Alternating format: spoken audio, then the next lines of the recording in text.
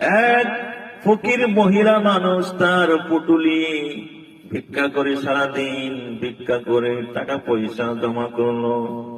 জমা করার পর সেই পুটুলি হারিয়ে গেছে।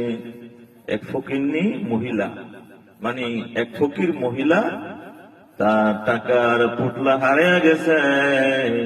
সে মহিলা আল্লাহর কাছে দোয়া করতেছে, গো আল্লাহ, আমি সারাদিন ভিক্ষা করে যে পয়সা জমা করেছি, টাকা জমা করেছি, আমার পুটলাটা হারিয়ে গেছে। আল্লাহ, আল্লাহ তোমার কাছে দোয়া করি, আমার এই পুটলা সাধারণ মানুষ পাক, কোন আপত্তি নাই, কোন হুজুর যেন আমার এই পুটলা না পায়। ফকিন্নি দোয়া করে আল্লাহর কাছে, আল্লাহ গো, আমার এই পুতলা যেন কোন সাধারণ মানুষ পায়, যেন হুজুর না পায়, কারণ সাধারণ মানুষ সবাই আমাকে চিনে। এটা ফকিরের পুতলা, এটা মেরে খাবে না। আর যদি কোন হুজুর পায়, ফতুয়া মাইরে হালাল করে খায় ফেলাইব, ঠিক না?